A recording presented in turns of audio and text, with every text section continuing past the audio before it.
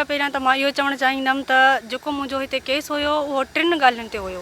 हिकिड़ो जेको मुंहिंजो कूड़ो शिनाख्ती कार्ड ऐं मैरिज सर्टिफिकेट ठाहियो वियो आहे। ॿियो इहो त जेको आहे मुंहिंजो हिननि जेके मूंखे हिरासमेंट जो केस ऐं ब्लैकमेलिंग जो आहे, जेको हिननि कल्ह 3 ॾींहं हिननि पाण हिकिड़ो साबित कयो आहे त जेको मूंखे हिन जज साहिब खे जेको आहे हुनजो प्रूफ ॾियणो बि न पवंदो। जेको सोशल मीडिया ते हिननि मुंहिंजूं जेके तस्वीरूं एडिट करे उते रखियूं आहिनि, हिननि पाण हिकिड़ो इहो शइ साबित कई आहे। हिन वक़्तु मुंहिंजे केस खे हिननि पाण ई मज़बूत कयो आहे। मुंहिंजो केस त इहो ई हुयो जेको मां यको रड़ियूं पई कयां, यको दाऊं पई कयां, हर कंहिंखे चवां पई त भई मूंखे ब्लैकमेल था कनि, हे ब्लैकमेलर आहिनि, हे मूंखे कीअं था ब्लैकमेल चवनि, मूंखे कीअं थी, मां हिकु त औरत हिननि खे कहिड़ो ब्लैकमेल कंदी, कहिड़ो हिरासा कंदी, हे यको मूंखे पिया ब्लैकमेल कनि। सिर्फ़ु इन ॻाल्हि ते इहे शयूं हुयूं जंहिंजे करे मां यको ख़ामोश हुयमि, यको मां हिरासा थियण जी जेको मां हिरासा थियां पई।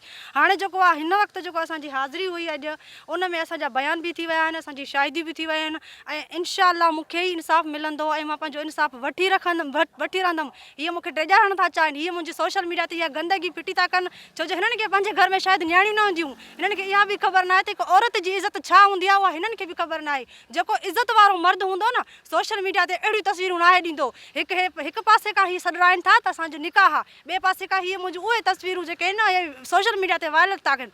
उन खां जेकॾहिं हिननि जो निकाह हुजे हा त छा आहे, पंहिंजे घर वारनि जूं, पंहिंजे ॿारड़नि जूं, पंहिंजे धीअरनि जूं, पंहिंजे ज़ालनि जूं उहे तस्वीरूं गॾु करे सोशल मीडिया ते रखंदा आहिनि। हीअ गंदगी आहे, हीअ ई हिरासमेंट आहे जेका मूंखे कनि था। इहे ई तस्वीरूं हुयूं जेके मूंखे रोज़ उन ते हिरासा कनि पिया यको। सो हाणे मां उमेदु थी रखां जज साहिब खां, मूंखे हिन कोर्ट सगोरी ते उमेदु आहे त मूंखे इंसाफ़ हितां मिलंदो इंशाअल्लाह। हाणे ॿी जेका हाज़िरी मिली आहे 5 तारीख़ ते मिली आहे, उन में जेको आहे उन सेक्रेटरी पंहिंजो सिर्फ़ु इहो सेक्रेटरी साहिबु जेको आहे, जेको असां हुननि ते जेको मैरिज सर्टिफिकेट ठारायो आहे, सेक्रेटरी साहिबु सिर्फ़ु उहो ॾेई वियो आहे एविडेंस त भई असां वटि हिकिड़ो दस्तावेज़ हूंदो आहे जेको मौलवी साहिबु असांखे मोकिलींदो आहे, उन ते असां रजिस्टर कंदा आहियूं, जंहिंमें न का सिग्नेचर आहे, जंहिंमें न को मुंहिंजो थम आहे। उनखे मां इंशाअल्लाह हाणे वेरिफिकेशन कराईंदमि, मां पंहिंजे नादा जो रिकॉर्ड कढाईंदमि ऐं कूड़ कूड़ थींदो, सच सच थींदो। जेका बि थींदी उहा हक़ीक़त जेका आहे कोर्ट पंहिंजो पाण इन्वेस्टिगेशन कराईंदी। ऐं जेकॾहिं DIG साहिबु माना नोटिस वरितो आहे, IG सिंध नोटिस वरितो आहे, उहे किथे आहिनि हींअर ताईं? मूंखे माना हींअर ताईं हीअं टार्चर कनि था। हीअ माना जेको सोशल मीडिया ते हिननि तस्वीरूं रखे करे मूंखे हिरासा करण जी कोशिशि कई आहे, इहो बि छा आहे? इहो साॻी इहा ई हिरासमेंट आहे, इहा ई साॻी माना मूंखे कमज़ोर था कनि त जीअं औरत थी करे माण्हुनि जे साम्हूं न ईंदी ऐं पंहिंजो मौक़िफ़ न रखंदी, त इहा हिननि जी भुल। IG साहिबु जेको नोटिस वरितो आहे उन नोटिस जी कारकर्दगी ॾेखारे।